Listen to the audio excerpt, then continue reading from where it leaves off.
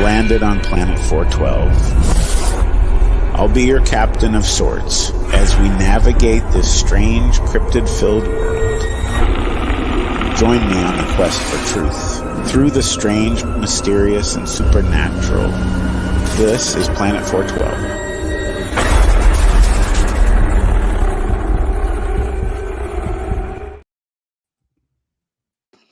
And welcome, everybody. Sorry that we are a little late here. I just got home from the hospital just a couple hours ago.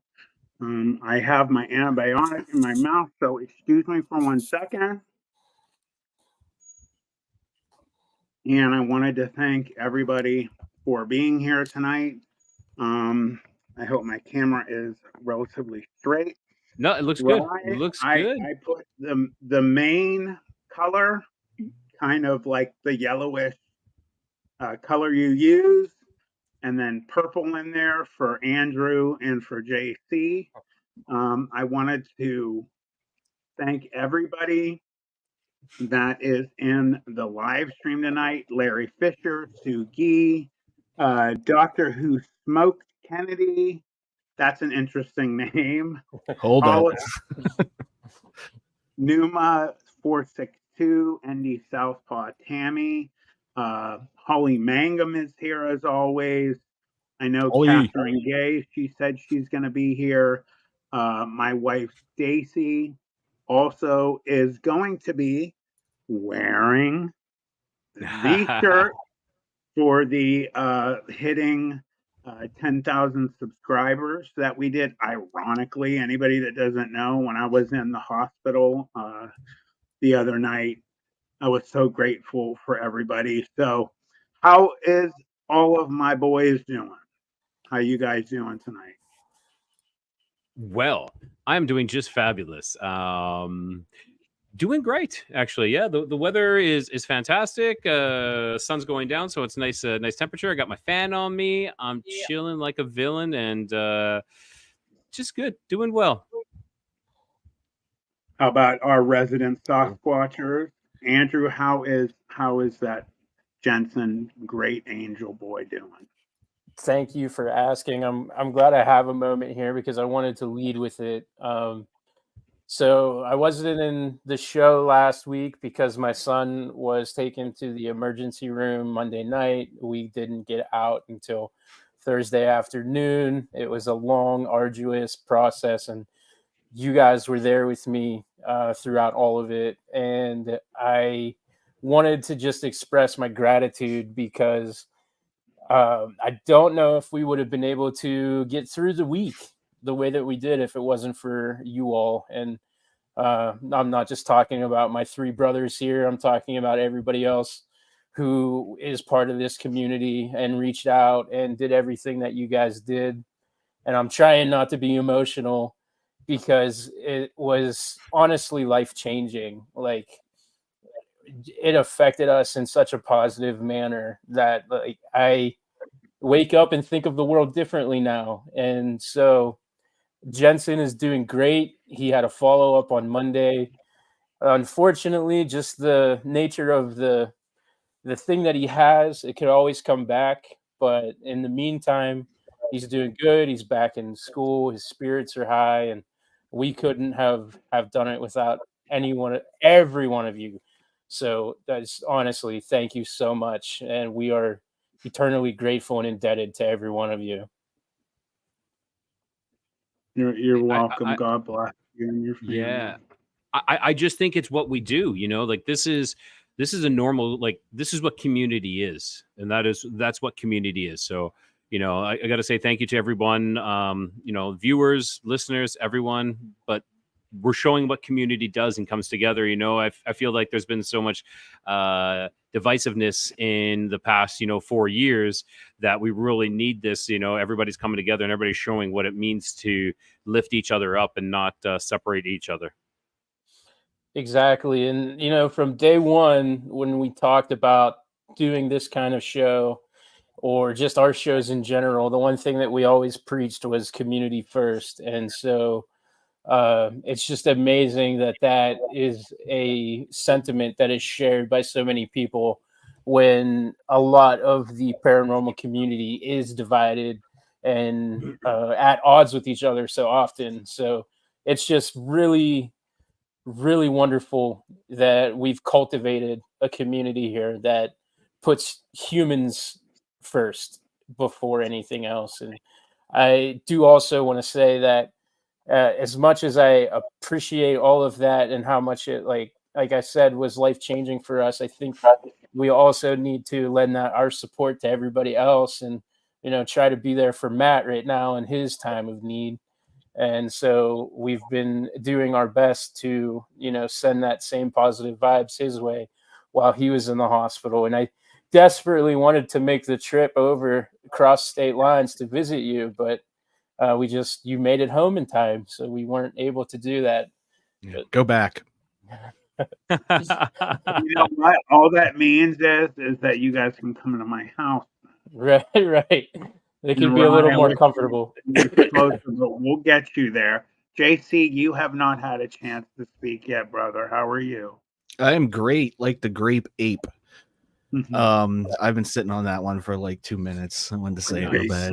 Nice. The grape ape. No, I'm great. Doing good. Like I always say, I'm excited to get on here. I love seeing everybody in the chat. It looks like the chat's pretty lively tonight, so I'm gonna have a lot of fun with that. I do have a funny story though, and this goes back to Matt being in the hospital. We were trying to order him hamburgers. What a nightmare that was. McDonald's canceled, Wendy's canceled. By the time everybody had canceled on us, the only thing open was Sheetz, and I was like, man, I hate to order Sheetz, but he's getting burgers tonight one way or the other. They probably delivered at like 1 a.m. Let me tell you something. I'm not a McDonald's guy. I'm not usually fast food. So of all of the ones that were open, excuse me,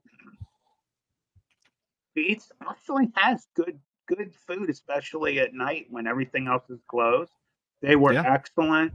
So you don't know what a nice surprise it was, because Boardman St. Elizabeth's Hospital, one of the things I love there is their hamburgers. They have great hamburgers. And ask Stacy, I was like, oh, at least I'll, this isn't like this. At least I'll get like a good hamburger or something. And I got there 5 minutes after the kitchen closed. So I was like, and then you guys throw me that question, Matt, if you want cheeseburgers, blank. And I was like, oh, God, yes. Little did I know, and Andrew threw a little, like, kind of secret, question to me. And then all of a sudden, my nurse says, hey, so we have a little surprise from you. And she saw me doing a live stream, which I have like 6 or 7 new subscribers from people at St. Elizabeth, and we have another person, Graham, coming in here right now. Welcome, Graham. Hey guys, sorry about that. Big gap. Please. I'm going to finish real quick, just thanking everybody. And they brought these hamburgers up, and she saw me doing a live stream, my nurse. And when you have the most amazing friends, you have food waiting for you downstairs. There's like one something, which I was starving, was such a nice surprise. So thank you. I can't thank you enough. So I'm going to stop talking about me. I want to let Rye, you brought our gentleman Graham in and introduce him for us. Yeah. So Graham and I have been friends for, I don't know, like 12, 14 years now, in around there. I think past over 12 years. And and he's a co-host of Grimerica and Grimerica Outlawed, and he's got a bunch of other things, and he's a well-versed individual. So Grimerica, oh my God. Graham, why don't you introduce yourself? Yeah. Just been doing this podcast since 2013. We've been doing it 600 and some, almost 1,000 episodes with both of our podcasts together now. And just, like we've been, Ryan and I had all these different things in common, liking the paranormal and Sasquatch and, Dungeons and Dragons and all this stuff. So yeah, man, it's just been a journey of talking to guests and learning about all this stuff and kind of keep an open mind, 100%. So it's nice to be here, guys. Sorry I'm late. I was, there's no excuse. I mean, I've been doing this for 11 years, and I still fuck up the time zones. Actually, I just moved to Saskatchewan, and our clocks don't change. And I was just bitching how now I have to track it more because everybody else changes and we don't. So it's interesting. That is exactly me as well. You know, here in Mexico, they stopped the time change, and it makes things a lot more difficult because everybody else moves, but you don't. So when I've been scheduling guests for, you know, middle of March and in April, I've had to make sure that I'm taking into account that, you know, they're moving their time, you know, 1 hour forward and I'm not. So it's a bit of a pain. I did well. I think I was batting like 90% there. You know, I made one small mistake, but the rest I did well. But yeah, it's a pain in the butt. I think that for me to have you in here. I've never met you before, Graham. So this will be a treat. As I was telling the other guys, anybody that doesn't know, I don't know if you're aware at all if Rye gave you an update, but you know, I've been in the hospital since Saturday, and I just got home. In fact, my wife said, "Take off your band." I completely forgot about it, but that's the least of my concern right now. Graham, I did my first live stream from a hospital bed on it was Saturday, and I had so much support. So what we're going to do is we're going to just jump in. We have a really cool and awesome subject tonight. So we will allow whoever would like to take it from here and let us in on the secret. Well, I think, Andrew, since you wrote a paper on this, you know, maybe you're the lead man for tonight. With citations. Yeah. Setting the expectations. Here we go. Last time I was lead man, everyone hated me because I didn't shut up. It's going to be the same, but it's okay. So I guess the topic that we're going to do this week is sleep paralysis. And I have a deep interest in sleep paralysis because I've suffered it my entire life. And so anytime that I've ever had an opportunity to address it in a educational setting, I always do. I've written several papers, not that I am a type of person that should be a qualifier for. You know, when I'm not doing this, I'm a chef. But I pretended to be an intelligent, collegiate style human being for a long time. So I have psych papers, English papers, all kinds of papers written about sleep paralysis. And I sent the guys all of my sources before we came on tonight. I'm happy to share them with everybody else as well. I disregarded them. I know. I'm glad it was like minutes before the actual thing. It's like, holy crap, look at all this Dude, I'm like, we're a paranormal podcast. We don't cite stuff. Like, what are you talking about? I just have my sources that, you know. No, of course. We're only giving you a hard time, Andrew. It's what we do. Right. And I appreciate it because I do sometimes take this stuff ridiculously seriously. But yes, nerd alert, Drew. That's right. Anytime I talk, you know it's coming. So before we go too far into you leading this, let's go around the group here. Has anybody other than Drew experienced sleep paralysis, including our viewers there in the comments? Anybody experience sleep paralysis or know someone close who has?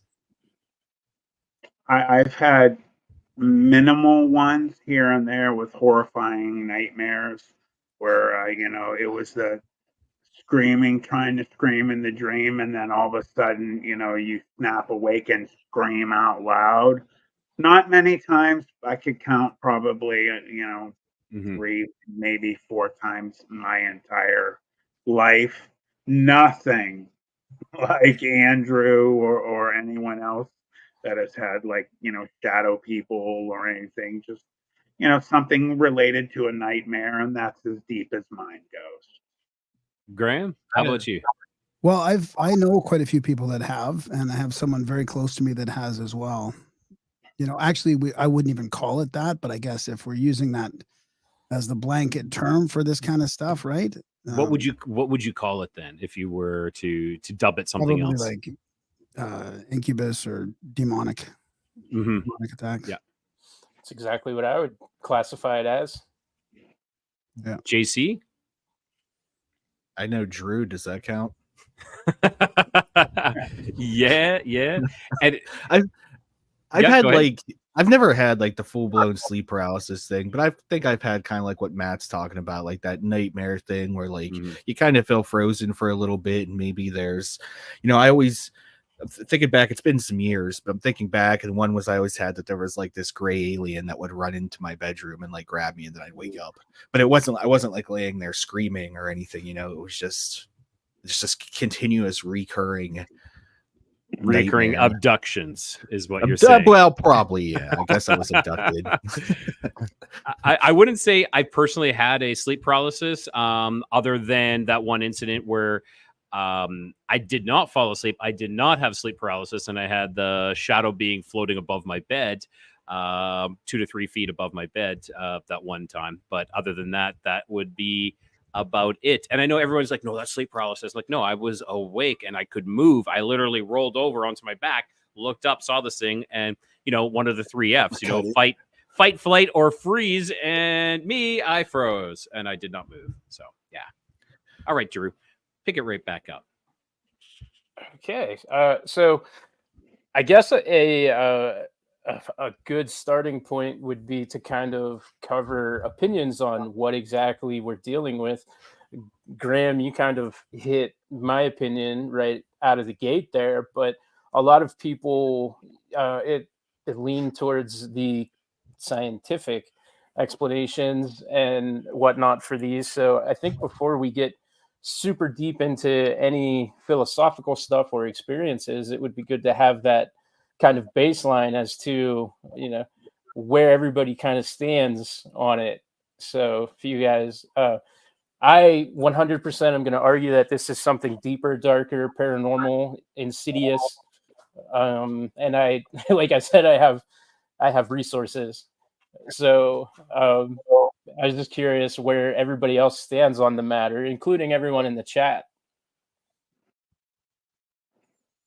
Anybody want to start with that? I mean, I can kind of talk because I'll put something out there and then I might approach it later on, in a little bit more detail. But for me, it's been something that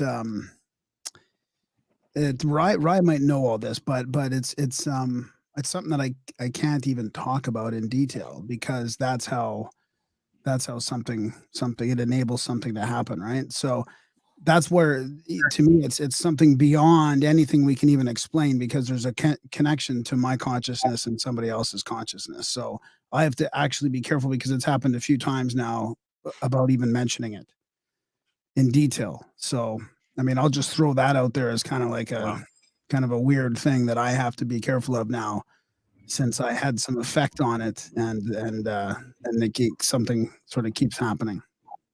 Can I ask a question, Graham? Do you do any type of like protection prior to any of these things, or like, kind of like cutting of, like making sure that this is separate from your home life or anything? Like, and I'm talking to your interviews or anything. Not, as well. No, not on a regular basis, but that's kind of what connected it was a protection thing. Yeah. Okay. Yeah. Ooh. Mm-hmm. Interesting. Hey, so what's your pair? Like it stopped it. It worked, but I just can't talk about it. Okay. So what your paranormal brings up a good point that they said they find it interesting that no one has ever had a happy or fun sleep paralysis. It's always like a dark thing. I guess it depends on if you like hags or not. I mean, if that's your fetish, then hey, then there we go.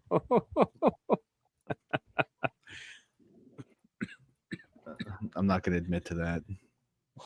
I'm going to plead the fifth on that one. Yes, but it's really crazy on how, and I agree with you, Drew, that the sleep paralysis. I think sleep paralysis is like a blanket term, but it's always associated with something else. I think it's a symptom. It's not really the cause. It's a symptom of something else affecting you, and it's something else that is, forcing their will upon you and causing you to turn into one of, and to turn into a frozen state and to be paralyzed, and is it paralyzed with fear, or is it paralyzed that something has made a disconnect? Is it that you are in between worlds So you are in between worlds, and they've kind of somehow severed that contact, or not that contact, but like that connection. Somehow this being has severed this connection, so that you are back. You know, your conscious is back into your body, but your body is still left behind. And was it their ability to do that? You know, are they controlling the dream state? That's kind of where I sit on it. I don't think that what we have here is that your body becomes frozen because you're cognizant. I think you become cognizant as the experience is occurring. And so obviously you wake up, and then science will attribute that to REM sleep being the cause, where you wake up when you should be in REM. And so your body is dripping serotonin chemicals that cause this to occur. And that is suggested. It's not factual. They have no causation for that. They just are aware that that is something that happens. They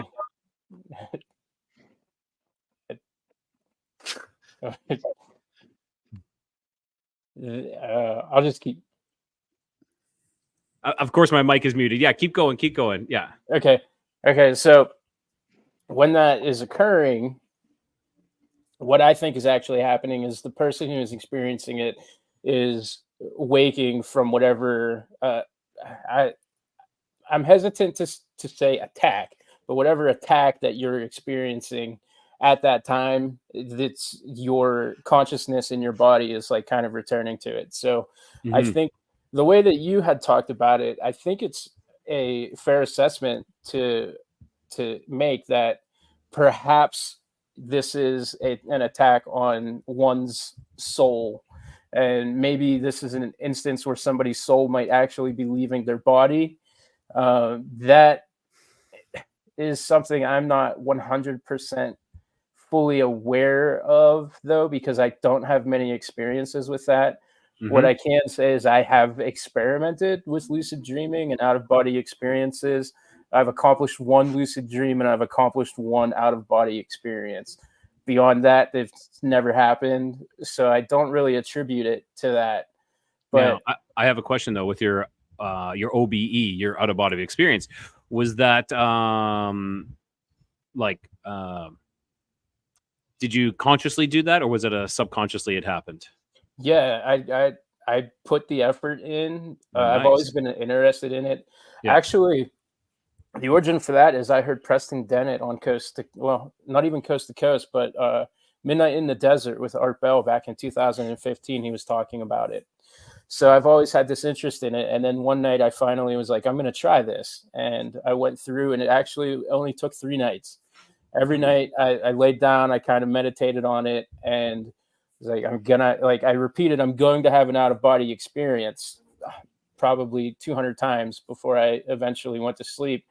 And on night 3, I started to have the body vibrations that everybody describes as kind of the beginning of this. Okay. And I'm thinking, like, the last thought that I had is that feels kind of weird. I think my body's vibrating. And then the next thing you know, I'm up, the ceiling is way closer than what it should have been when I'm in my bed.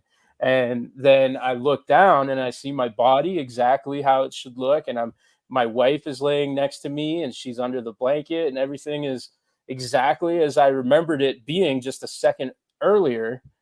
And then I had a panic attack and I was like, I'm going to die. And then the tether pulled and I woke up. So It wasn't like this fantastic experience or anything, but we had Preston on our show, Sasquatchers. He was our second guest, and I got to talk to him about that and the UFO experience that I had. And since he's a guy who is a bit of an expert researcher in those fields, it was very validating to have that conversation. So cool. Because of that, I'm comfortable talking about it here with you guys and not feeling weird about it. But we'll make you feel weird. Oh, yeah, Jason does every day. Awesome. Yeah, so I don't know if I would attribute it to that, though, because it's only happened the one time. And I'm sleep paralyzed 4 or 5 times a week. Really? Yeah, it's that And bad. okay, so that sleep paralysis has 4 to 5 times a week. Now, did this happen before or after your OBE, or is this not related? Way before. The So it first has no time, relation to it then at all. yeah, the first time that I can really remember it, at least being aware of what it was, is sometime in elementary school around 4th grade. Mhm. And I can remember instances like way earlier than that, but I was too young to kind of comprehend what was happening. So Okay. just for, I don't know, scientific purposes, to look at it fully analytically, I don't really include those younger experiences because I don't have enough memory of them. Of course. Now, Graham, on like I know who you're talking about, but how many times does this person have the sleep paralysis? If you could talk about that, Not very often. No. Not very often. Okay, No. okay, that's good. At least that's good. And Matt, you were saying you've only had it maybe a handful of times. Yeah, and again, nothing serious like you guys have had. Just some nightmares. Well, I definitely this guy has had this guy, and it seems that Suji as well, or Suji, her as well. She's had it like 4 times. She says 4 times a night. Like crap. Oh my God. You getting any rest there? I don't know. I would did not say, see that when coming. I do have to back up though, I would say Mhm. that the one ultra realistic, dreamscape one I had, the first one I had about 7, 8 months ago with the dog man from when I was 14. Mm. I tried everything I could to wake up, although I was moving in my dream, Yeah. and I would pretty I much think that get I think that's harmed. something different though, Matt. What you're talking about, I think it's different. I think you had someone invading your dream, and I agree. taking control of it, which we can go into as well, But I believe that this creature is aware. Yeah, I would say that's an equally, if not more so, sinister thing that you experience. I wouldn't write that off at all because That's I like think that that's I like agree Freddy with. Krueger shit, I man. was Yeah, able to move when I was asleep. I'm sure if somebody was witnessing, they would have saw me probably stiff as a board. Hmm. But man, was I aware. Just to let you know, Graham. I had, if you are not aware of what would happen to me and my friends when I was 14, I had one of the most well-known dogman experiences. And about a little less than 8 months ago, I had never seen this creature before ever again until I had the most ultra realistic, I call it a dreamscape dream. It was my home, my backyard with the woods behind our home. And I was, for all intents and purposes, attacked.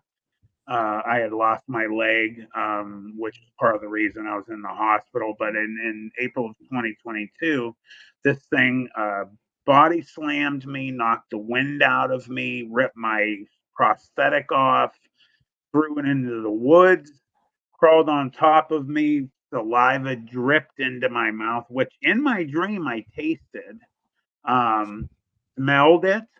It was in color. And then, I've heard so many people speak of mind speak before, never experienced anything of it, but this thing got its forehead within millimeters of mine. In fact, almost, when someone's so close to you, you can almost feel before they touch you that kind of untouched, and its eyes were glowing, and it did mind speak to me, and I'll let you know what it said, like I'd let everyone else. That it said, um, I came for you all those years ago. You speak of me too much, and you will see me again. And as it kind of opened its mouth and got a little closer, I woke up, soaked in my chair. My puppy had her paws on my thighs and was crying and knew something was up, and really, really, affected me, so much so that I don't open my drapes at night anymore, which overlook the woods, which is this area right here you guys are seeing is black drape. I had another dream a couple weeks ago. My wife didn't want to hear, and Susie Bastille, DJ Tyler Radio, and now we have one more. Uh, DJ Tyler Radio again is being so gracious. Thank you guys for those. Um, I had this thing a couple weeks ago. I was sitting in my chair, not far from where I'm sitting. Just happened to glance at these drapes to it would be my right or no, my right, but right here too, and I noticed those glowing eyes in the drapes going through them. Heard a roar, crash right through the window, and it was in my home. Came to charge me, and I woke up. So now I've had two of these types of dreams, and I've had, besides you guys comment, you think there's more to it. I've had hundreds of people between the original one that happened about 7, 8 months ago, more people than I can count. And now more people are reaching out that those aren't dreams, Matt. You're having some type of connection. What's your opinion on that? I'm curious, Graham. Yeah, I would think. Yeah, I think that it seems deeper than a dream. I mean, it's kind of mind blowing, to be honest, because I guess it depends on what you think the dog man is. I mean, it sounds more sort of spiritual than I would have guessed. I always sort of thought of it as like a secret government experiment, kind of like Stranger Things Mhm. type thing. But now it seems like it's got more of a demonic aspect to it or something. I have had, a lot of people comment on these dreams that I've had, and at the end of my real, non dreamscape experience with my three friends, uh, there was, a lot of woo that occurred that night. I believe I think it was 3 or 4 different woos. Excuse the mind's a little not as sharp tonight as it usually is. I think it was 4 things that happened that night. Um, and we all touched on this, numerous times. I believe, in my opinion, that you have, and Ernie Davio and I spoke about this too, that sometimes I think you have these supernatural more types of beings, be it dogmen or Sasquatch, that the government either kills or captures in their lucky sense, because these things that I saw or this thing I saw, I would find it very difficult to believe it would be easy to catch. If they did put one down, I believe there was some DNA mojos going on, and maybe that's where these normal, or if you want to call them normal, more natural ones have come about, like the Joe Barger experience, the assets, um, and the government has control of them. I mean, obviously there could be many other reasons, but um, anybody else? I mean, Have you thought Andrew. Have you thought about fighting it in the dream? Like, is there any way to combat it in the dreamscape? I had no chance. I was completely held down. Like I said, I had the wind knocked out of me. I didn't even know what it was until, because when it threw me down, first I was being whipped around. I got thrown on the ground. Wind literally knocked out of me in my dream and attacked my right leg, ironically, which is the leg I had lost in April of 2022. Ripped my pant leg off my leg, grabbed the prosthetic and threw it into the woods, and then slowly crawled over top of me, which I fully recognized. Oh my God, it's it. It's it. This is what attacked us all those years ago and did the mind speak. And then um, Stacy was not happy to hear about this dream I had, about 2 weeks ago. She's like, I don't want to hear anymore. I don't want to know. I don't want to know. It better not come here. Please don't bring it here. I definitely feel now that there's been 2 of them, ultra realistic, unlike, again, any dream I've ever had in my life. I am starting to buy into that there's something different going on here with that situation. Like, Andrew, do you fight yours off? Do you have any way to stop it from happening when it happens? It's a process. It's a very long process. To kind of delve into that a little bit, mine have evolved over the years. It's not been the same pre-dream or dream hallucination that occurs. When it actually started when I was younger, I would have dreams about Freddy Krueger. So it's kind of ironic that we were making that connection earlier with Matt. I think because when I was younger, I just watched them a lot. Nightmare on Elm Street 4 is my favorite movie as like a 4-year-old, 5-year-old. I had a Freddy Krueger poster next to my bed. It was my favorite thing until I went to sleep. And I would have these dreams about it. And the first time that I can remember it, I had a dream where I was walking and I came upon Freddy Krueger, and he was writhing in pain, and it was daylight, and like beams of light were hitting it, and he was begging for my help. And I'm like, oh man, that's really weird. So I went over to help him, and he grabbed me and he got a hold of me, and then suddenly I'm paralyzed and I couldn't move. And that was up until about 4th grade when it changed from Freddy Krueger to other things. But that's when it started to feel really, really kind of insidious to me, because I don't know if it's just because I was old enough to comprehend what was happening, but I'll never forget. I felt like I was fully awake, and my bedroom door opens up and it's just pitch black on the other side. And I just knew there was a presence on the other side of my door. And then I realized I couldn't move. And then something was on top of me and I couldn't really identify what it was. And that took a really long time to come out of. And it just kind of over the years built off of that.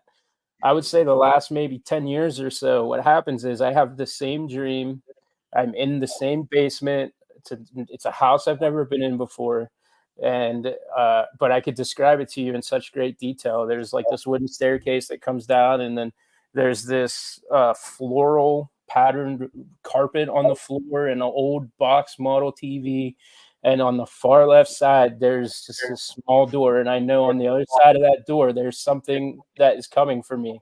And anytime that I'm aware that I'm now in this basement, I know it's coming. So I do try at that point to kind of fight it off. And in the dream, I'm trying, but my body's just not cooperating. And JC's witnessed this because he's known me for 15 or so years. So he's seen me do this a couple of times.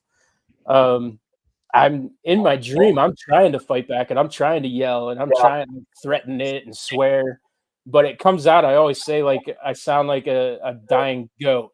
And so I'm screaming, but it's just coming out like, like I'm sorry, I shouldn't be laughing, but it's hilarious. But I do that in real life too. Like that's my body actually does that, and that's usually when my wife will start. Sorry. So you do what in real life? You just walk around going. Well, I can't move. I'm joking. but I'm in bed and I'm screaming. Imagine being next to that, and then just suddenly it's like. Like your wife must be terrified as well. I'm sure she's gotten used to it, but that's crazy. Yeah, now she just kind of bumps me and wakes me up. At first, she didn't know what to do, but I always wonder about it too. But then that's when I started to experience the hag for a really long time. It never was a hag. And in the years in between those like elementary years and these adult years, I used to think that when this was happening, my cat was laying on me because I had this cat for like 20 years. And so I would wake up and I'd be paralyzed and I'm thinking my cat's laying on the back of my head. And that was always strange to me. And I never really had an explanation. But now that I sit back and I realize after my cat died is when these got progressively worse. So I have no basis of, any scientific basis or anything. I just have a hunch.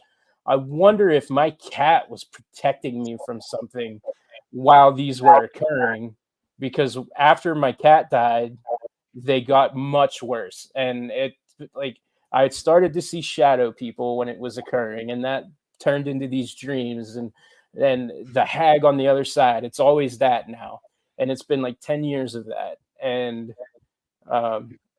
interesting. So I know we had a post previously, I think by Amber, possibly. I'm going to put it right back up. Okay. She was asking, what is sleep paralysis? Well, sleep paralysis is essentially being awake in a body that's asleep. And so you can't move. Your body is disconnected from you. And it's usually in tandem with some sort of demon. The hag is one of them. I've heard Hatman as well, approaching you and sitting on your chest. Now, there's a lot of like medieval type. No, I don't want to say medieval. I forget what Here's paintings. Actually a good one I'll throw in here as well. Okay. Yeah. So there's a lot of these paintings where they'll show demons on top of people that are lying in bed, and so this has been around for a long time. And so this is it's just the more basic version of what it is, though it's so much more. And there was something I wanted to bring up. I had interviewed a gentleman from here, from the city I live in. His name was Moses, and he had an incident where a demon, like a black demon, crawled through the window. So it came in through the window, through this tiny window up high, and then it started reaching down its hand down into his throat, and he was like choking on this. Well, his girlfriend woke up and saw this all. He was literally sitting up in bed with his head up like this is Freddy Krueger kind of stuff. And he was like, he was being choked by this being, this dream being. So, is this real? Well, it's gotten to a point that, and I know, Andrew, for some of us, this is as real as it is, though it's not in the waking life, it's in our dream life, or it's in the in-between. Did his girlfriend see the actual being or anything? No, she did not. Just him sitting up there, like sitting up in bed, like gagging on something, gagging on a demon arm. Jeez. Yeah, Sugi just asked, my husband stops breathing in his sleep multiple times a night, sleep apnea, but he's never experienced sleep paralysis. My only comment here would be, I hope that he has treatment for the sleep apnea, which, some people can have some severe repercussions from that. Hey, this not necessarily sleep paralysis, but this is kind of along the same lines, right? Have you guys heard of the localized dream phenomena, where like local people will all have the same like nightmare, like at the same nights or during the same like time periods and stuff like that? Like I know,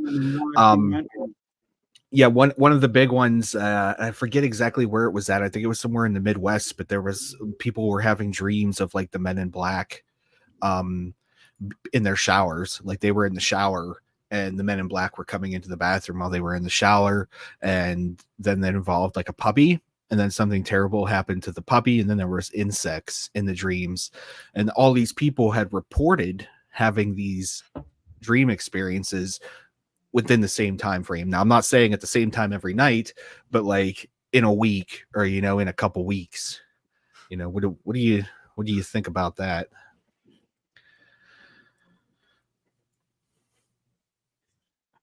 And crickets. I just wait for somebody else to go. I don't want to talk over everybody. No. Does anybody want to comment on that one? My opinion on something like that is again, what did you say? I'm going to bring Stacy in for that. What did you say, honey? Okay, well, I don't have my shirt on. You will be wearing it. I have a shirt on. I have a shirt on. I don't have my other shirt on. Hi, guys. No, I don't know. no one probably will like my answer because it's not very scary, but sometimes I feel like dreams are what you think about or what you experience that day. So if people, like multiple people, did the same thing during that day and they're thinking about it and they go home, like you said, the Men in Black thing. I don't know. Could that be?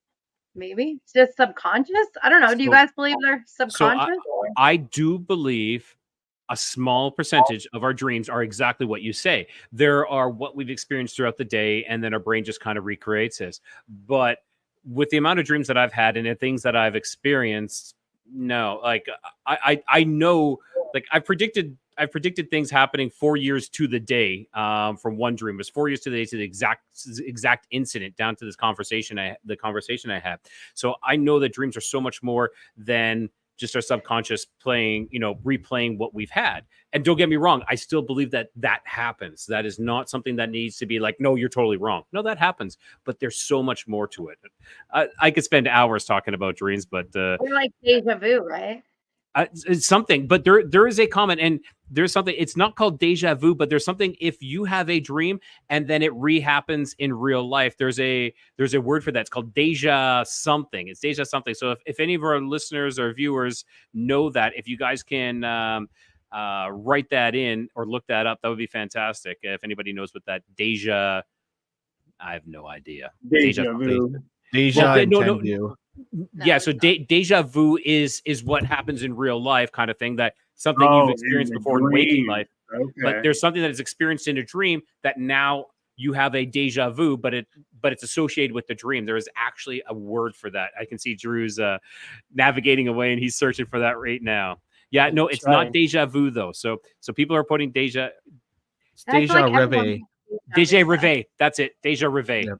Yeah. Deja revé. So that's like if you thought of it, you thought you saw it before, like you were having deja vu, and then it really happens again. Well, deja revé is a generic term for three distinct entities. It can be a recollection of a specific dream, episode like reminiscence of a vague dream, brain stimulation explained a phenomenon epileptic patients experience where they were able to recall a dream or have a dream-like feeling while awake. Mm-hmm. So, in my opinion, yeah, it's something that triggers a deja vu, but it's a deja revé from a dream. Something from a dream is now happening in waking life. I call it, this is our waking life. That's our dream life or our dreamscapes. Audacious. Right, head trip. We learned a new word. I agree with you.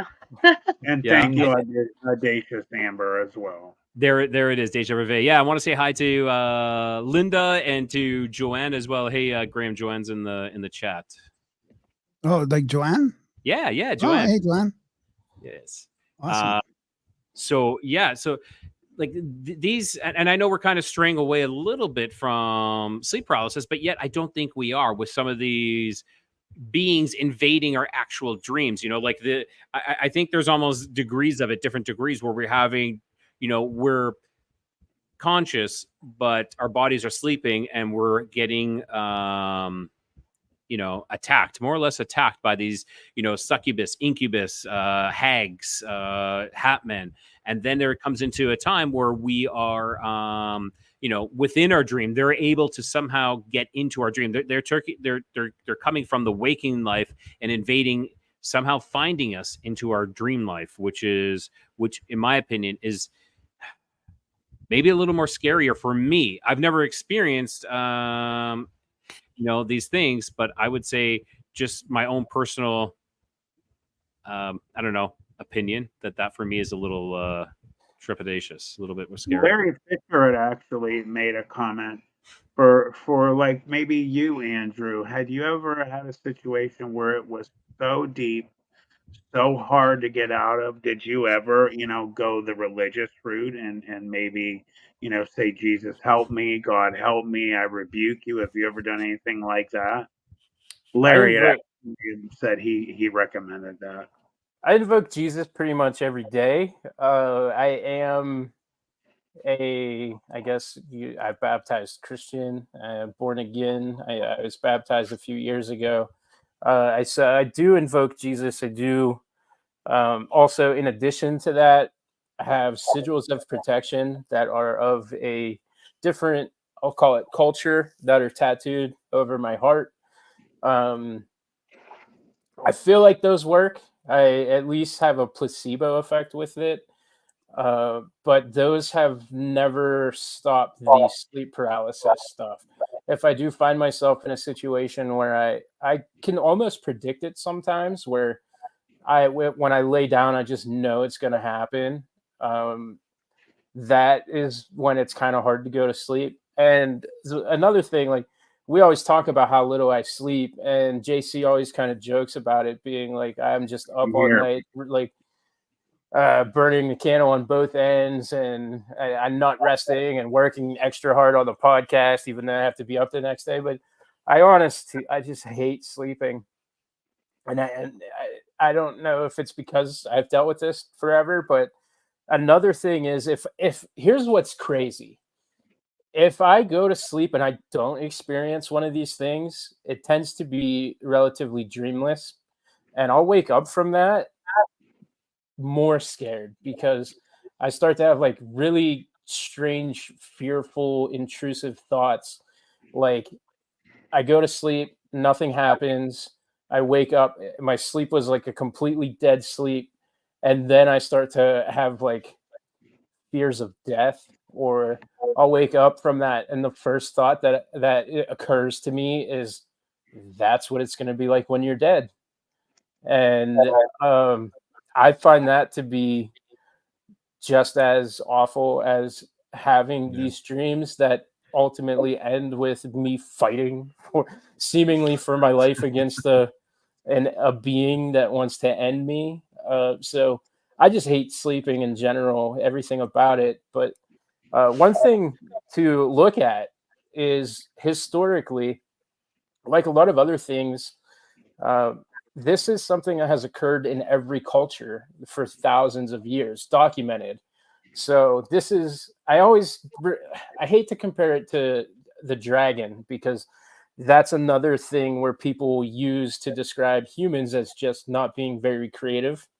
So, the Japanese had a dragon in their ancient culture, while this at the same time, Europeans in that same ancient time had dragons, right? But that doesn't necessarily mean that dragons existed.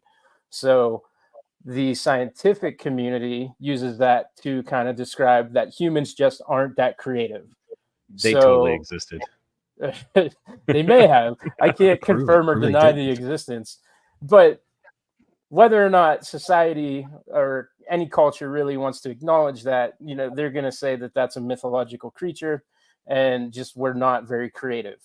So likewise, that is an argument that's used against sleep paralysis, and that it's not that weird that an ancient civilization experienced sleep paralysis in Peru at the same time that an ancient civilization that has no way of communicating with each other on the other side of the world also experiences the same thing. Hags, incubus, succubus, any kind of other demonic creature, and the same symptoms that occur.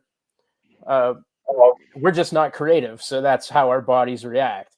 Is how they would kind of write that off. But this is something that has been going on forever, and there's something to it. And what, it's unexplainable, really. I mean, we can only speculate, and I've speculated that I think that it's something really, really insidious. But I just I think that adds credence to that. There's something that maybe not even necessarily is picking us off personally, but something that as a species doesn't like us and has found that as a way to attack us. Yeah. First of all, I want to call out Drew saying that ancient cultures were uncreative. Okay. No, you misinterpret. You misinterpret. No, he's saying people said that. It's not saying humans, that he said that. Okay. Humans chemically are not creative, is the argument that I have seen posed against the very argument that sleep paralysis is an actual thing and that we can't use the ancient civilizations experiencing it as an argument for it. Do you have a citation for that? I have plenty. You've received them. I'll share them in the chat. Secondly, I want to just say that like that fear of falling asleep is like a legitimate fear. And I've had it quite a few times myself where like you just lay there and dwell on falling asleep because you don't, like, you're losing control of your body during sleep, right? Like technically, like at least cognitive control, because your brain takes over. You know, your free will while you're sleeping is kind of gone, right? Like you lose a little bit of that. And like that's kept me up way more nights than I'd ever want to admit to. Just something dumb, like I'd be laying there, I'm completely fine, I'm tired, and all of a sudden I'm like, man, I don't want to go to sleep. Like I lose everything when I go to sleep. There's a picture from Ryan here. Yeah, and maybe that can also be connected to what Pamela Stefanich said. Do you feel there is a connect to spiritual warfare as we're looking at pictures here? I think it can kind of be connected. Like this for me is kind of like an incubus succubus kind of motif in this one, personally. Agreed. Or this one here, actually, this one specifically. Oh, is that horrifying? Yeah, you got like this creature with bird legs. Bird legs, yes. Yeah. That's just the bird lady. You don't know the bird lady? That's Aunt Thelma. And this is very similar to that previous one we just saw there too. But yeah, this is something that has not, this isn't new. This isn't something that's just started happening with people having sleep paralysis. Like these are, these paintings are describing what is happening. Graham, I also want to just say, I know there's a large group of us here, but please, my friend, if you want to jump in, please jump in. We have you here. There's a ton of information and respect going on for you tonight. So please, just jump on in, interrupt us if you like. We would love to hear your opinions on these things. Yeah, for sure. Yeah, thanks. I will do that. Actually, I'm glad. I think you guys are seeing the chats coming from our YouTube, but Christy Krinkle also has a weird one. She said she used to have sleep paralysis years ago, and it was super frightening. Only had them when she was a heavy meth user and was coming down. She's now clean and hasn't had any. Super weird. So okay. It makes you wonder about that whole sort of addiction drug thing as well. Like you hear rumors about them sort of that's sort of being like an invitation or you're opening up something to invite that kind of stuff. Agreed. Wow, that's interesting. Very interesting. Especially when you're like weak like that, like not just physically, but like spiritually, right? Right. I mean, you look at what vices do, especially heavy drug use, opens your mind and your body to, possibly, you get into situations of people being possessed. Easier of those types of things to happen. So, that's awesome that you brought that up, Graham, and thank you to everybody who is not normally here. I also want to thank our Rumble and Pill.net group of people that are here tonight. Welcome, and to Graham's extended family who are here tonight. Welcome to everybody. Yeah, it's awesome. Thanks, Matt. So I've had sleep issues my entire life, not anything to do with sleep paralysis, but just like insomnia, to the point where like I've been on medications and stuff like that. And I've even gone to like sleep studies where they put the helmet on your head and they hook you up to like all the things, and then I got kicked out of that because like you were failing. I was failing. Like, I don't know what, like, but I'm having a problem sleeping, and I came here for this study on sleeping problems, and you guys are asking me to leave because I can't sleep. Like, hold up. That's strange. That's the entire point of this study, right? Yeah. Like, you're not falling asleep, so. But man, I don't know what it is. Like, and I know this has nothing to do with sleep paralysis, but I cannot shut my brain off like at night. Like, it just doesn't happen. Wow. And it's just random. It's not like anxiety or like fears, well, really. It's just I think about everything. Mm-hmm. Like, if that makes sense, like just anything that pops in my mind, it's like I'm thinking about it and I can't sleep. And when I finally do get sleep, it's like the worst thing in the world. You know, it's weird. The weirdest dreams I've ever had in my life, and they're very memorable. I had these dreams when I was young about this tornado that would miss every other house and keep coming after like me, you know, and I would keep running to get away from it, hiding, kind of like almost like the plot of Twister, right? But and until recently I'd never had that dream again for years, like 10-15 years, and then just last week I had that dream again, and I'm like, why am I starting to have this dream again? So now I don't want to go to sleep because I don't want to have that dream, because it's terrible and I can't control my dreams. Like, I know I've tried. I know people that like, you know, the lucid dreaming stuff. I can't do it. Just doesn't work for me. Have you tried to train yourself on that? Like, you know, walking around through the day saying like, I'm a, what is it? You got to say this thing to yourself every day. Like, am I dreaming? Am I dreaming? Like, get used to yes. There's like some sort of mantra. I have seen that, and I can't say that I've tried it fully. Like I've tried, you know, the thing where it says something like pinch yourself every once in a while, or touch something to ground yourself, things like that. I've done that throughout the day. Do or do not. There is no try. Well, then I guess I'm not doing it because I look like a weirdo walking around my house by myself. Fair enough. It's weird. It's only you and your dogs. I know. they judge me. I've never had a problem like with sleeping or really like bad dreams or nightmares. Like, even if I have a nightmarish thing, it doesn't really scare me. It's weird. It's like an adventure. Most of my dreams are kind of like adventures. So I have a hard time relating to the not being able to sleep or the nightmares and stuff. Like, it just doesn't seem to catch me or something. It's weird. I would say that I'm, Amber. Oh, sorry. I would say that I'm very similar with you, Graham. Like, it's only a handful of real bad nightmares that I've had, but other than that, it's an adventure. And like, I know, Drew, you were saying, you know, or you're like, I don't want to go to sleep, and I'm kind of scared of going to sleep. For me, it's the other way around. I'm like, yeah, let's go to sleep and see where I'm going this time. Yeah. Let's do this, you know, quantum leaping to another conscious, you know, like quantum leaping to someone else's body. My conscious, like, I swear to God, I do this where my consciousness inhabits someone else's body. And I know this. And I even tell people that I'm not this person. And it's really interesting. Hey guys, I wanted to jump in real quick because Stacy is on top of she has her Dance of Baton studio she's owned over 31 years, 32. She's also a substitute teacher, so she has to go to bed.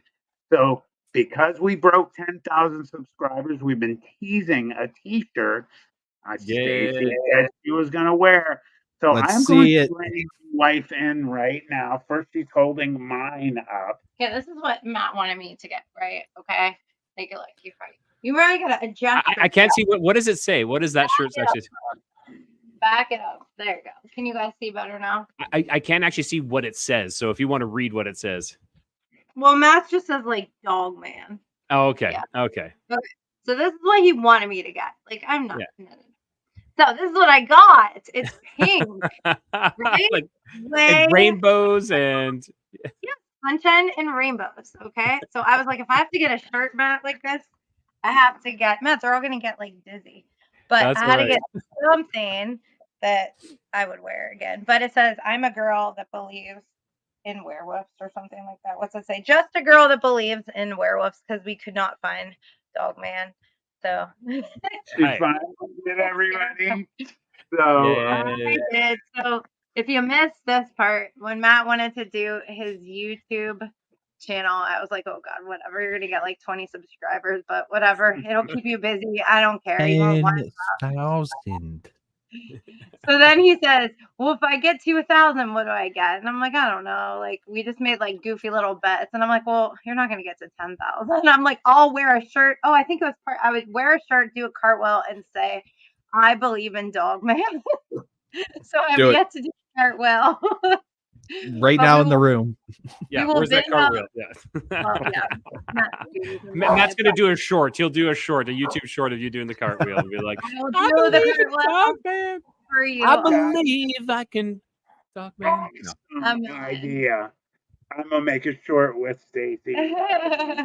So I wanted to let her show her. She rocked it. Yes. And you guys will see it in a short thanks to Rye. And somebody, I tried to find it. I'm not like, Matt wasn't home, obviously, he was in the hospital. So I was trying to creep on the thing to figure out, because somebody actually sent me $20 for it. I don't remember who. Audacious Amber said, throw it up, do a cartwheel, and catch. Girl, I am 50, get her to do so it. I can teach people how to do that still, but I am not sure I can do the toss cartwheel She anymore. can do it. But when Matt gets to 20,000 subscribers, I will do the toss cartwheel. You're in. Yeah. Sweet. In my shirt. Yeah. If somebody is here who purchased the shirt for her, Yeah, please thank you. speak up. If you're not here tonight, we're also on Saturday. We're gonna do another, obviously another live stream. Rye, I loved your comment of, Matt is not gonna. If somebody, which one of you guys said Matt's just getting out? He's not. Yeah, gonna do I think it it was Andrew or JC. They're like, "Oh, Matt's not going to do it. He shouldn't do it." And I'm like, "No, it's going to be. This is like, this YouTube is, or like this, Planet 412 is Matt's passion. It'd be harder for him to not do it than to actually do it. And it's actually helping me. I'm hurting. I'll be honest, but honestly, being here with all of you, meeting you, Graham, tonight. I got out a few hours ago, and this was the first thing. I'm like, man, I gotta get out. I gotta get out. I gotta get home for this. So you're a powerhouse. Thank you for that, and thanks, Stace, for wearing. You're welcome. I'm very proud of you. Thanks. Last thing I was gonna say, I see them talking about tornadoes. So, like, fun fact, we live in Ohio too, northeast Ohio, like an hour between Pittsburgh We'll have and to get Cleveland. the picture out sometime. Yeah, you guys live like an hour from me, by the way. Oh, see, You'll be coming along with Andrew. So you guys only live like 23 hours from me. We're there. So it was like 85. Yeah, So 1985. I was in 6th grade, and where we live now, 2 streets away, I grew up. The street that we live on now got completely demolished by the tornado in 85. All the houses got destroyed except the house that we currently live in. Wow. But I saw the tornado. Matt lived about 20 minutes from here, but my street, it was bad. My whole city was pretty bad. Actually, she's lucky. Yeah, I was on the north side of Youngstown. We heard it, didn't see it, but she, when the house she was at the street she grew up on 2 streets away, it just hopped right over it. It was supposed to hit my childhood street, and it actually ended up hitting the street that 2 streets away from where I grew up. She has amazing pictures at the end of the street. There was a house that looked like a dollhouse, cut in half. You could see the tub and all the other stuff. It looked like a full-grown dollhouse. I'll put them on sometime. The whole front was gone. But we're getting away from the stuff. Well, they talked about tornadoes, so I was like, oh, I don't have to see a tornado in my dreams. Well, that was JC. That was JC. Yes. But there were a couple other people in the chat. There were a few other people in the chat that aren't even from tornado-prone areas that said the same thing, that they had the same dream. Yeah, so it's scary. Oh, I have it awake. Like there's a tornado worrying, I'm running. So it's scary stuff. Well, you guys have a good night. Thank you, everybody. Thank you. Have a good one. Awesome. Take care, Stacey. So thanks for letting me throw that. Yeah, no problem. No problem. Get a way of going to bed without rocking the. Bro, this is your channel. You can feature whatever you want. Yeah, what are you talking about? This is a combination. This is the supernatural town hall session. This is us. So this is not. It might be going through the channel, but it's with you guys and awesome. and again, love you, Matt. I love you guys, man. Yep, I'm so happy I'm here. So we're happy you're here too, man. We're happy you're here. Definitely. We know that even if you were still in the hospital, we'd still be on here. So yeah. In fact, my nurse came in this morning. She said, "Sweetest." She's from South Korea with her broken English. Are you? How'd she put it? Are you going to have your meeting tonight? She said, "My husband and I loved it. We saw your video and other videos. We wanted to see it." And I said, "No, but we'll have one Tuesday tonight." And she says, "Oh, we'll be watching from home." And So we got Nice. some other people that are watching. So yeah, awesome. so Yeah. very happy. I feel like we would have Matt on from like a plane wreck, and he'd still be live streaming. Yeah, like the exactly. plane's on fire in Matt- the background. Matt here, he's you know? laying there. Yeah. Hold on. Live from the plane, you know, he's in the Society of the Snow. You know, I don't know if anybody's seen that movie. He's up there wiring the radio together, and yeah, Be a nuclear apocalypse, and Matt would be in his bunker still streaming. I gotta shoot a couple zombies while I get wired to go. Exactly. So, well, does anybody else have anything else with the sleep paralysis or any other sleep demons or any? Does other anybody kind in of chat have any stories that weren't read? Maybe. I don't know. I know Sugi has had posted a few, and I saw a couple other people talking about it. But I think I missed some of them. But if anybody in the chat has any, Amber, about your, she had mentioned the other night when I was in the hospital. Are we going to talk about Maryland talk? What I had referred to is just for you. I am making, you know how I do narrations. Yeah. I'm actually going to make a whole narration video only about Maryland, high strangeness, cryptids, and that is going to be made just for you. So Amber, it's on the chopping block, and I will make that. I promise for you. Cool. All right, so let's give it a couple minutes and see if we got anybody posting anything. Lice and Fire Fear says they have a story about their dream. I would like to ask Graham a question. Sure, yeah. Out of your entire life, what is the most mind-blowing, high strangeness event that you could point to out of any other that has happened to you? It's probably it's probably the thing that I opened up with, that I started with. I mean, really, Okay. it was so profound that it's probably got to be that. I mean, I saw a UFO in 1990, but you're talking high strangeness, so. Well, that was like a physical. But you called that thing back though too, that UFO, because you missed it the first time it went by, you know, and then he called it back and it came back, which was crazy for the whole group. Here happens. Well, how did you call it back? Would you mind? Well, I was in Israel in 1990, traveling around, and I was with a bunch of people on this rooftop hostel in Tel Aviv. So I came up to the rooftop, and they were in the corner of the roof, and they were all looking up at the sky, freaking out, like screaming and yelling that they're seeing this UFO. So I ran over to them, and I looked up, and there was nothing there. And they're like, "We saw this UFO, and it did this 90-degree turn." And I'm like, super pissed off that I missed it. So I looked up, and I was like, "Please come back, please come back. I want to see you too. I want to see you too." And then I spotted this object.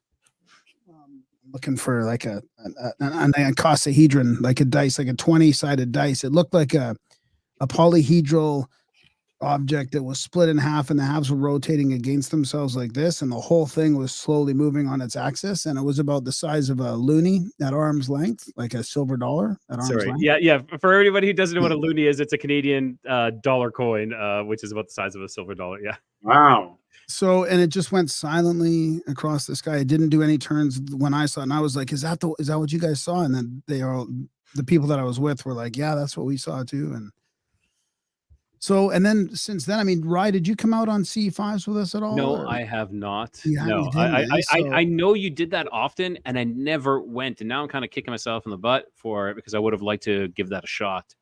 So I guess the other thing is just seeing UFOs with our CE5 group. I mean, we're going out in Calgary to look for UFOs, and we did see some stuff. So we had some pretty amazing nights with quite a bit of stuff. So there's a question for you there, JC. That's Lice and Fire Fear. I asked. Yeah, they said that they had a story about some dreams that they were having.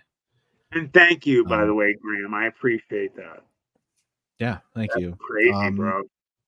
So Lyson lived in an apartment, and 4 or 5 years ago, and had a dream that a giant bat creature had come through the windows and came right at them, and then they had woken up. So that's kind of like very similar in a way to like when I was talking about the tornado dream. like where the tornado keeps coming, and eventually when it gets to you, I would wake up. And I saw some other people had that dream. So similar dreams, just with different. That's very similar to what Matt was saying, where you had the creature, you had the beast outside, and it came flying through the window. Right, yeah. Sorry to interrupt you, JC. I know you're going on a roll there, and I just cut in. It's okay, Rye. I mean, whatever. On that note, so do you want to pull up, Matt? Do you want to pull up any other of the comments, and we can have a little. There was one about prayer. There was one about prayer, and then raping a mare. I don't know if that was like just a rhyme or something. What? Yeah. Missed that one. Larry Fisher brought that one up. I'll go back to that. Shade Viking, one of our main man over here. My first paranormal experience was on biblical level. I did not pass go and went 0 to 100 right from the start, basically the highest level of any supernatural one could witness. So that's a precursor. Shade, what are you doing, man? You can't leave us hanging. That's a cliffhanger. Come on, Shade. Yeah, please. You gotta add to it, brother. I'm curious. Also, and here goes Holly. Holly's posting one too. Yeah, Holly Mangum. Let's jump on her. One of our fine moderators. I used to dream. This is the exact. I do this as well too. Sorry to interrupt you, Matt. There. No, don't apologize. I used to dream that I was flying. However, it was more like I was skipping through the air and then dipping down and touching my toes to the ground and then back up again. I used to dream those as a child. Brian, I'll let you touch on this. Yeah, this is actually a very common dream that I have to this day, where I'm kind of like on an angle and I kind of like go down and kind of hit, like my feet will drag and I know I can fly. And this is, I'm almost on the verge of controlling my dreams in what is that? What do you call that? A lucid dream. Yeah, lucid dreaming. And I'm like, I know I can fly. And then I'm able to kind of do it, but I'm not able to fully take it to the level of I'm flying like this, but I'm kind of like dragging my toes. I'm on an angle like this and I'm dragging my toes, like kind of like she says, and I kind of like get up and they kind of skip along on it, kind of thing like that. So, which is really interesting. It's interesting that, more people have that dream than I thought. Hey guys, this is my oldest dog. He's quite That's Jojo. He's like 16. He had a seizure last week, so he's not feeling super good. But poor guy. How beautiful! It brings me to my Beamer, who we just lost about 4 months ago, 16 and a half years old, and I miss them. So they're so special, man. God. I always say dogs are proof, and anyone that loves cat. I just think pets in general, but dogs for me are extra special. I feel like they're proof that angels are on the planet. So that's awesome. Yeah. I keep getting a comment. So Lyson was saying that he saw the bat. The crazy thing is, after I woke up from the bat dream, I was eating my food in the morning. I saw the creature sitting on a roof of another apartment, looking right at me. I don't know. Wow. Thank you, Holly. So what were you saying, Matt? And my friend, my good friend Shamama was saying, seal the aura with tobacco ash, front and back of hairline, low backstop intrusions. Just he's talking about doing a like protection of yourself prior to your sleep as well. And Shamama is my good friend. She is a sleeping buffalo woman. She is the medicine woman from Calgary that I talk about. Oh, I awesome. keep getting this from I Am Michael 4. Has anyone been in contact with Robin McCrae? I don't know who Robin McCrae is. Yeah, I don't know who that is. I don't know either. Okay. Graham, do you know who Robin McCrae is? Wait, we have the internet in front of us. But we're going to go back. I just saw Shade had popped something up there. He said it's too long almost to really... Is this the politician Robin McCrae? No, Robin McCrae searching for Sasquatch. Yes. So I don't know much more than that. Well, yeah. I'm reaching out to the politician. So Okay. It's a long story. I posted quick version of the story. Basically, I cannot just tell a quick version. Would do no justice, and will few would believe what happened. Basically, God's thrones on earth. Oh, you know what? I mean, There's an next. So Shade just posted another one. If you want to pop Yeah, that read up. that one. Read that one too. Yeah. Okay, hold on one sec. New comments. I guess does he like gold? Does he like gold thrones? That would be. God does not care for jewel thrones. Yeah. There are simple people with simple thrones that God has deemed worthy, as he has many thrones. And while one day we found one and probably were mentioned there, God does not care for jeweled thrones. So, I mean, that goes back, I'll just say this real quick, to, I know some people might find it silly, but Indiana Jones and him going in looking at, the king, the cup of a king, and he finds the carpenter's a cup, which is more appropriate. That would make sense for me as well, where you'd expect God or Jesus to be sitting on something more, plain. I don't know. Well, how do you guys take that comment? Yeah, I think it's kind of like about the ego, throw the ego to the side. It's all about, like showing. It reminds me of like Indiana Jones and the Last Crusade, where this is the cup of a carpenter. It's not about all these fancy kind of things like that. It's about the simple things. It's not about show. And JC's shaking his head. Well, no. I was looking at my other screen. I wasn't shaking my head. Okay. I was like, JC, I pulled no. I agree with you. I pulled something up on my other screen and I like looked back and looked back over to it. Sorry. Fair enough. It was perfect timing. I'm like, okay, JC, go ahead. Yeah. No, I'm on the same boat here. Yeah. I was wondering if he meant thrones as far as like celestial beings or divine entities. Ooh, like those are called thrones, not necessarily a throne that you sit on, but like the choirs of angels. Thrones are one of the choirs of angels, often associated with the idea of carrying out God's justice. They are depicted as the third highest order of the hierarchy of angels below the seraphim and cherubim. Man, that's a good catch. Absolutely. That's why we have Graham on tonight. Yeah, right? I didn't even think about that. Like, that's true. That is. Graham, could you do me a favor? I apologize. Would you mind posting on the chat your link to where everyone can find you, and I'll throw that up for you? Sure, yeah. Holly's been doing that, but I know Graham, they have other sites kind of thing, because I know you're saying the YouTube isn't as organized and whatnot. I know he has a ton of other sites, but do you have a link tree or something like that, Graham? Yeah, no, we were going to do that, but we didn't want to get canceled off there. But everything can be found from our main site there. Okay. Is this one good? Sorry, he just posted it on the chat there. I meant to put it in the private chat. It's in the private chat too there. I meant to put it in the private chat, but I put it in the main one. I know where everything you can find everything there. Our other podcast, audiobooks, our events, all that kind of stuff. So yeah, you're doing a big event for the eclipse. For the eclipse, yes. Where are you guys going? To Utopia, Texas. Oh wow. Yeah. So it'll be like a 3-day kind of mini festival. There'll be only like 150 people, maybe 150 people, but yeah, and you guys are organizing it, right? Yeah. But we're sort of part of a team that's organizing it. Yeah. Cool. Yeah, I know like the eclipse is going to be a big thing here in Cleveland, and it's literally like everyone's freaking out because it's going to shut everything down. Like it's going to overload the cell towers and the roads. The roads are you might forget about it. And I'm like, dude, I'm just going to sit in my house. I'm not going anywhere. Like I don't care that much.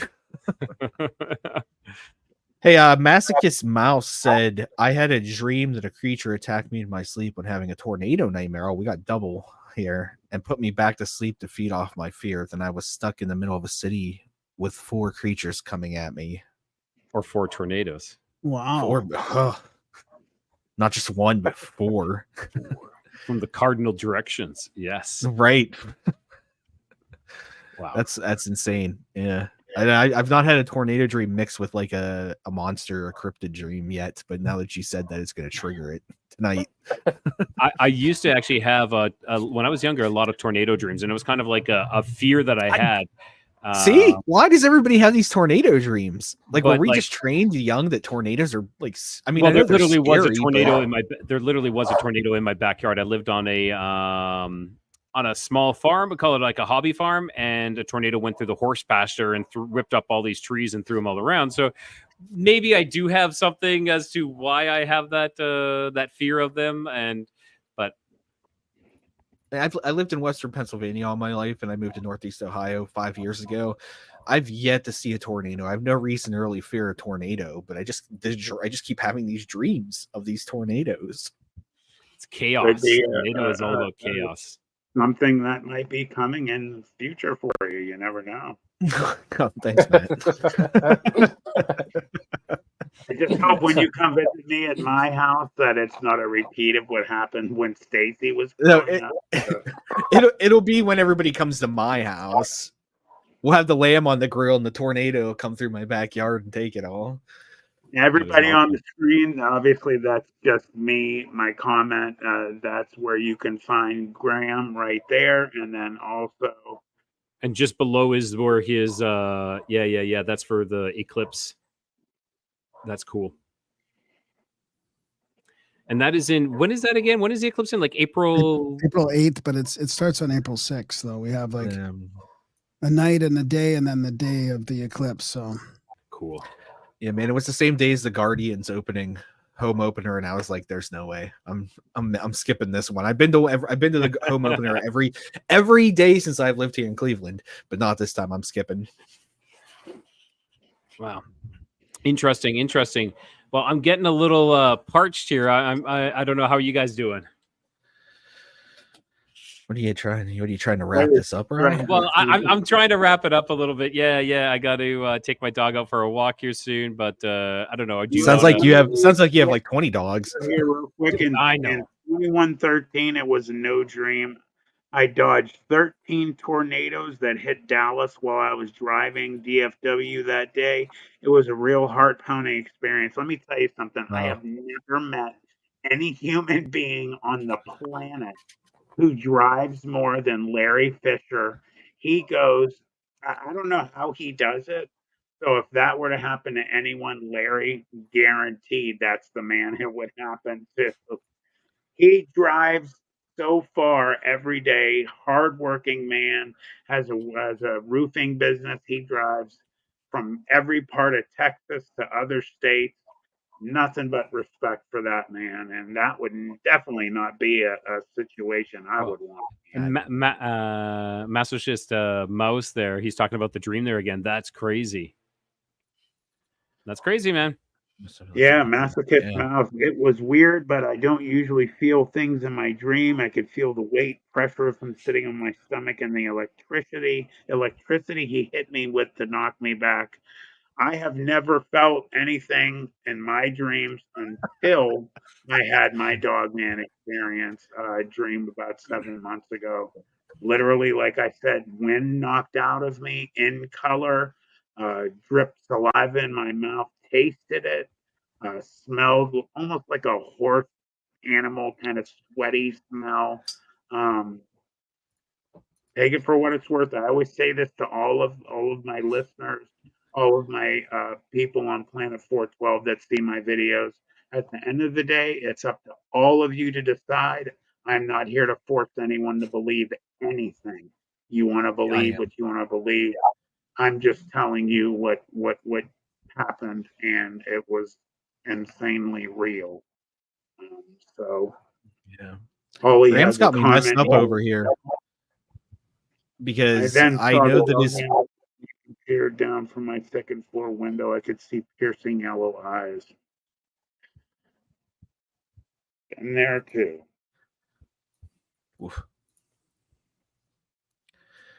No pun intended. This is crazy. Correct. Jeez, if there are, let's see, if there are any other comments that somebody has before for Graham specifically? I would really appreciate if anybody has a specific comment. If you could throw it up in all caps if you'd like to ask him something before we tie things up. I'd appreciate it if you guys, he took time out of his busy schedule.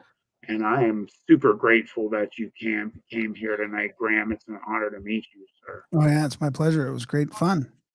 It was awesome. Yeah, Graham. I love that. I love Thanks for these coming kind on. of subjects. Yeah, I want to also throw my name into the hat there of people thanking you. I've been a fan since before I even knew Rye. So this was really cool. In our private chat, I said I was marking out a little bit. So I've been a listener for a couple of years now. I remember when you did a sharecast, I think, with Jimmy Church on Fade to Black a few years back, if I'm not mistaken.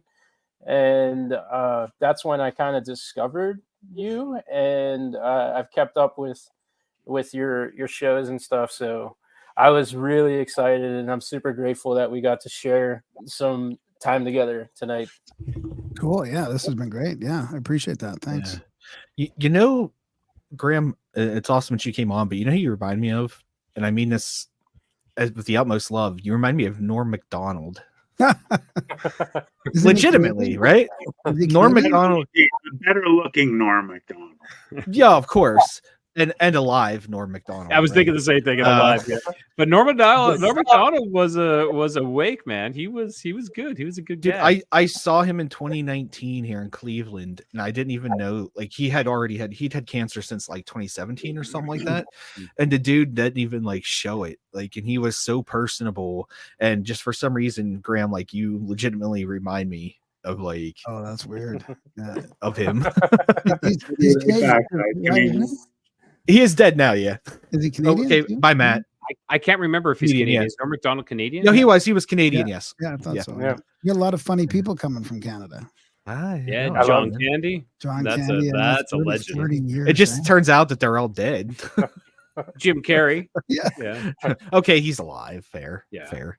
Russell Peters. Yeah. We could totally turn this into a Canadian culture thing because We could. I always Trailer Park like Boys. relate to Canadians on a molecular level, and I'm not sure why. But Andrew is a this fan Canadian of get this, culture- Graham. Andrew is a fan of Degrassi. Do you remember Ah. Degrassi? Yeah. Yeah. Degrassi, Corner Gas, Red Green.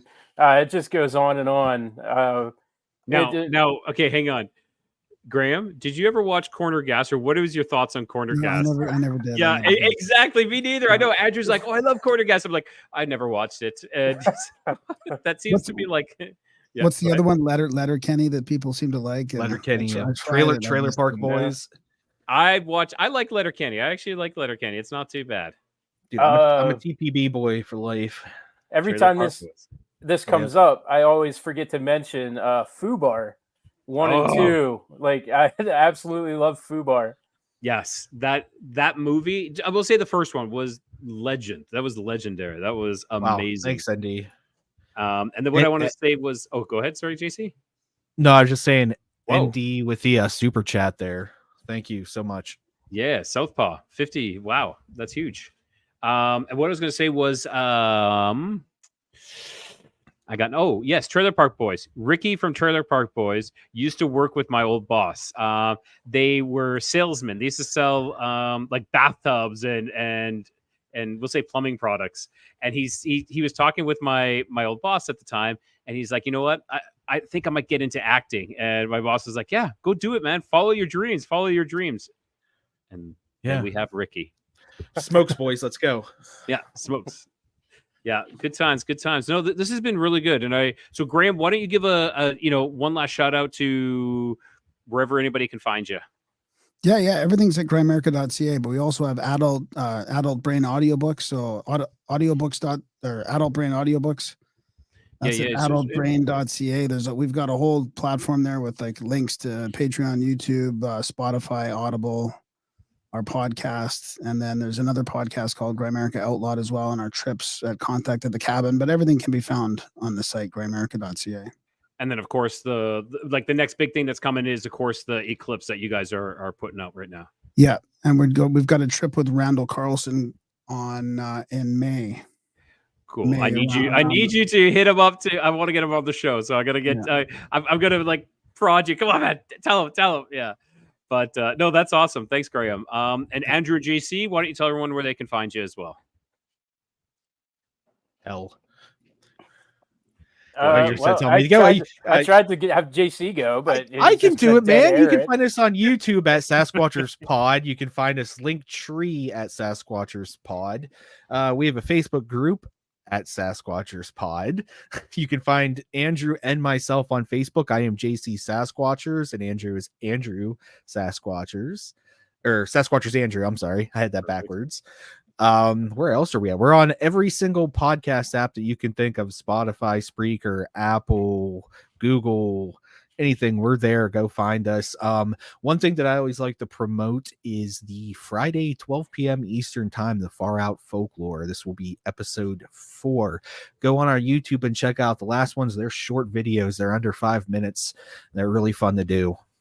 I missed the last one, so I got to catch up. I apologize for that. Don't hold it against me.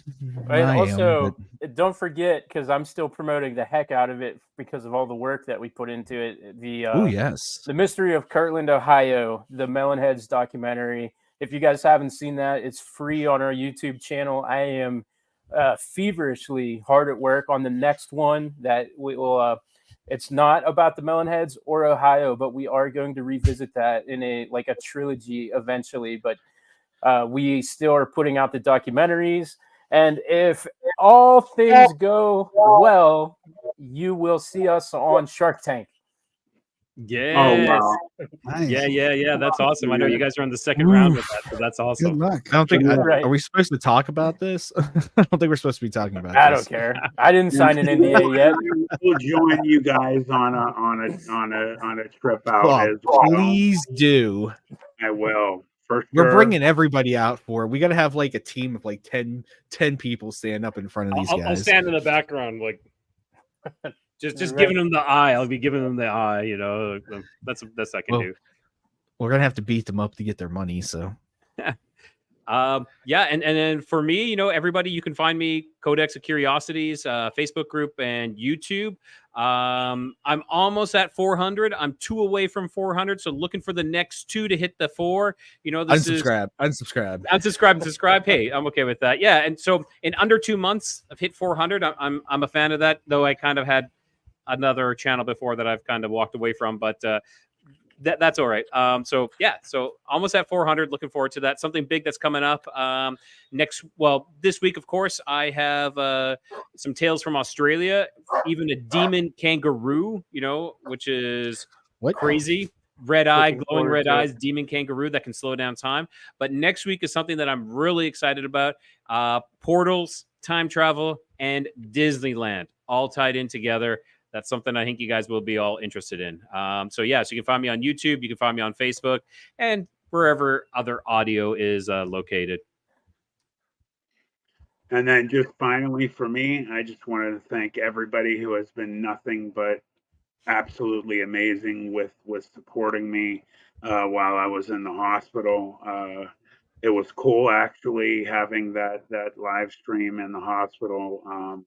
But more than anything, I just want to thank everyone for all the love that you've shown, the support of my friends.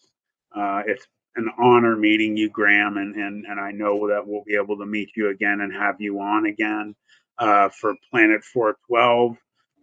Just more things are going to be popping up here soon. As usual, I tried the new format. And we're going to throw up some more new videos. We have some new interviews popping up. As I let you know, I have a list that I've been working on getting editing. Obviously, being in the hospital for almost a week, loaded down. We'll have a couple narrations coming out very soon, and I promised Maryland would be one of them. So I will get that out for our fans here who have been asking about it. And aside from that, thank you everybody for being here.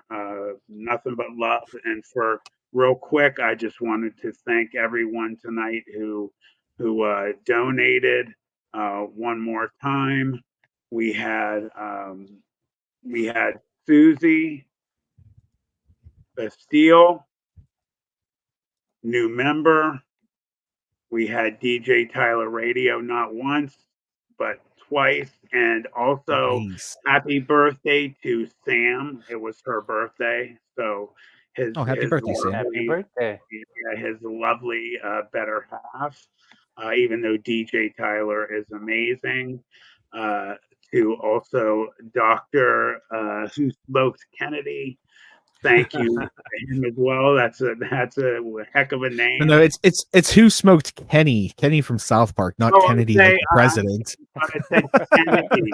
I was like, okay, Well, both really work. Both really work. You know, it doesn't really. We're looking too deep into this. Yeah. Well, like I said, I'm not as with it as I usually am, but that's awesome. I was actually watching that in the hospital. I was waiting to be released today. Larry Fisher, thank you very much, brother, and also for moderating. And then finally, Tammy, ND Southpaw, great show tonight. Thanks, Matt Wright, Andrew, Thanks, JT, everybody. and Graham. Thank you so much. Thank you to Holly Mangum, Catherine Gay, Larry Fisher, my wife Stacy, and Stacy for busting the shirt up, and because Rye for the idea of the short. I will get it. So we're going to say goodnight, everybody. Thank you so much again, Graham. Thank you, man, for being here, brother. We appreciate it. Nice to meet you. It was great. Nice to meet you as well. And we will see everybody later. Have a good night, everyone. As I back out, we will remove.